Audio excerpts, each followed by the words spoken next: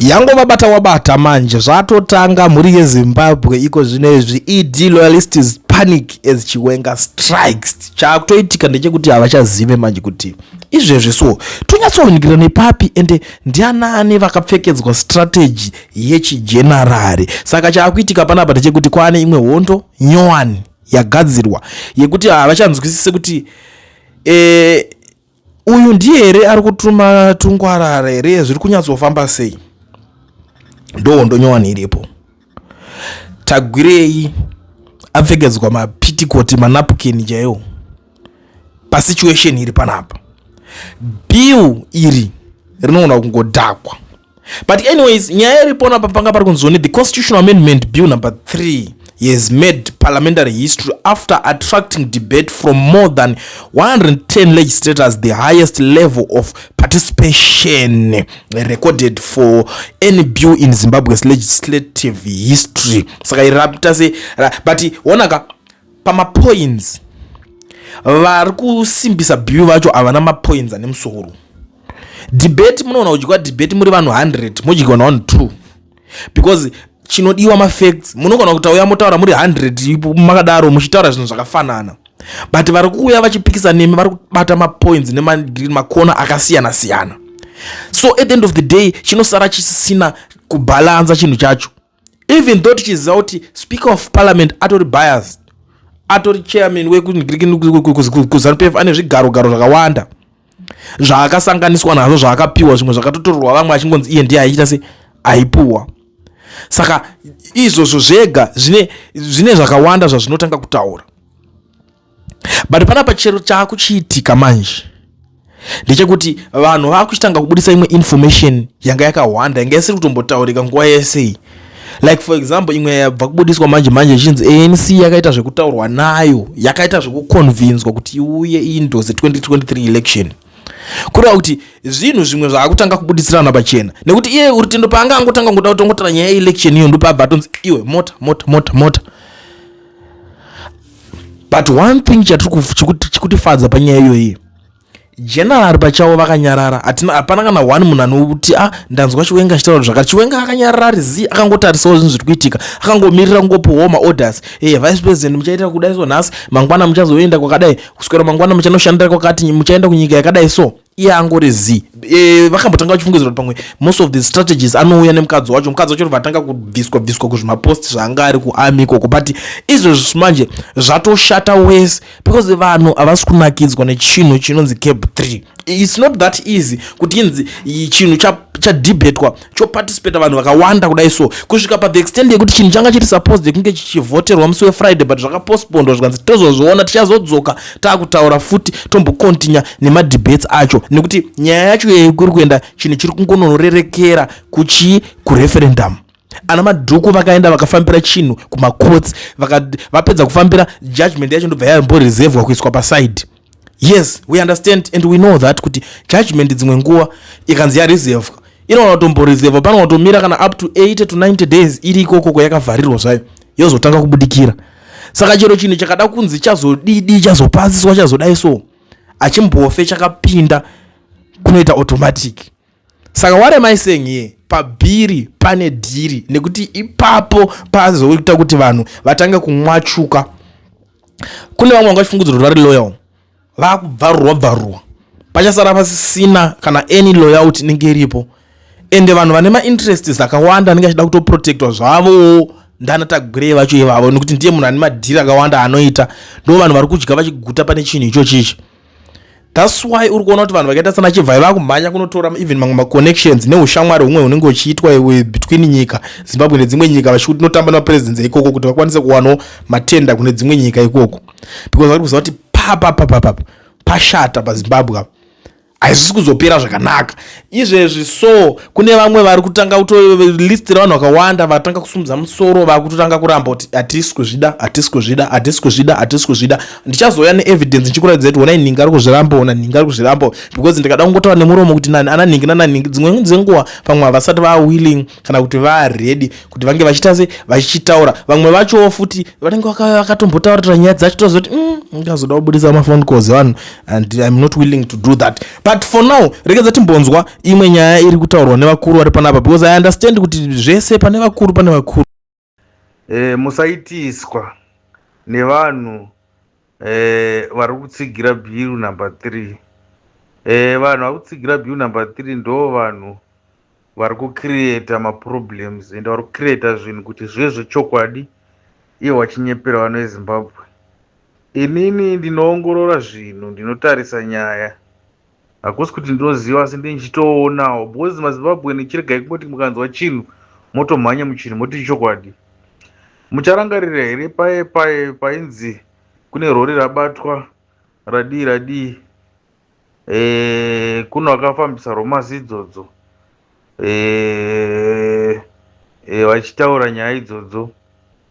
Nyaya iyoyo ndakaona sekuti yaive nyaya yekunyeba, inyaya yekucreata, vachitsvaga nyaya dzavaitsvaga, vantu vaitsvaga maproblems avaiti pamwe chivenga vanogona kumubata. Nhasi uno kwakutaura zvemasoja 65 ari kunzi asungwa. Hakuna musoja akasungwa.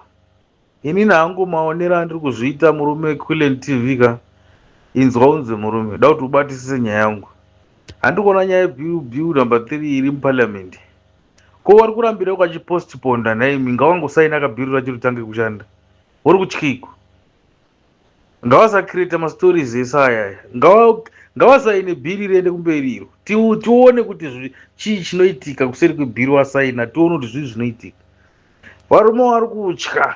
Ndoda kukuudzai chinonzi chokwadi nhasi. Kana pana anga asingazivi zvandiri kukuudza izvi. Varume vari kutya vese, vari kurwa nemudumbu wese ari Mnangagwa vese aya varume vaya mapresident vamwe vese vari kutsigira bill number 3. Vari kutya kusaina chibhiru chiye. Why vari kuramba vachipostponda nyaya dzavo idzo bill number 3 1. Ko chinowatyisa chiko kungosaina bill ravo iroro zvotopera totochaya. Achingopedza kusaina chibhiru ichocho mukuru uri kubva vatongoenda. Ndokutongoenda kwaari kuita. Ndokungobviswa kwaari kutongoitwa ipapo. Obva atongoenda. Ende ndo chinonzi chokwadi chandiri kuudzai nhasi. Makaona mukuru abvuma kusaina bhiri reri atosaina kutoti napachigaro ari kutobva achimhanya. Masoja haana kupusa umani. Haana kupusa svike ipapo. Haana kupusa ende ndo zvinhu zvakatovhurira maziso izvozvo. Bozi vari kuzviona kuti kuri kudhiraivhwa kuchiendwa nyika nako, naivo vachazova mapenzi evanhu. Vanozotambiswa gwengwerere nevanhu vanozvitoa nemari. Vanozotambiswa gwengwerere ivo vachitadza kudya nyama mubaraki nawo. What about varume vaya vatora chanzi chekuti wasaina bill number 3 rakushanda? Chii chinozoitika? Hamanaona izvinhu. Varume vari kutotya kusaina bhiri rere. Hei rapostpondwa. Chii chinovatadzisa kungoti nhasi takutorisaina? Vari kumirirei? Vari kutyei kana vaine zvese? Handivati we are the army, we are the everything, we are the police. Ko nhasi chinokutadzisai chiko ngosaina bhiri, ngosaina kuti saisai. Kungosaperi chete chiri kunetsai chiko. Chivenga rizivi zvake haasa kupusa murume uya. Umandro ndiri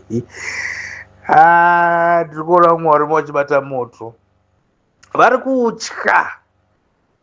kutya kusaina bhiri rari. Vari kutya, vari kurohwa nemudumbu.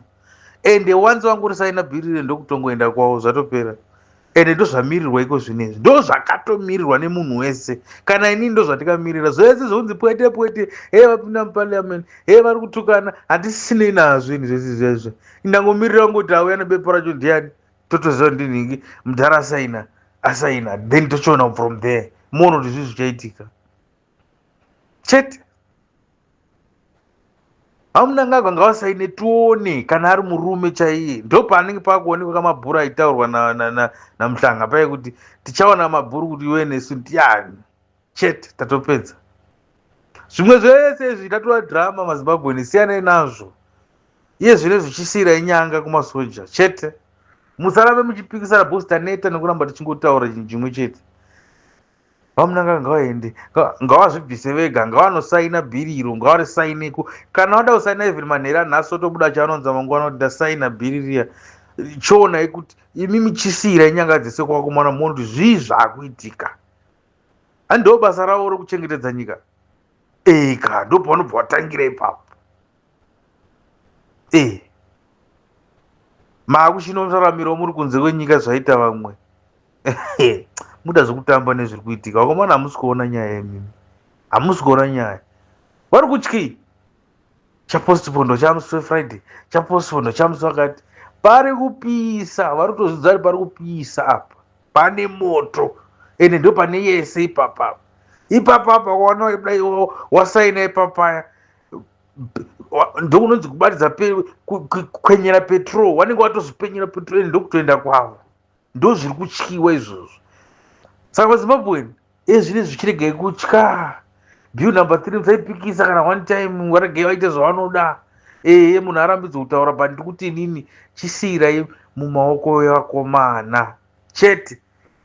Rori razodai razobatwa nezvombo, zvanga zvoda unodai vachiwenga. Hapana nyaya dzese dzedzi, hakuna kana zvakaitika kana one pai kunyepa.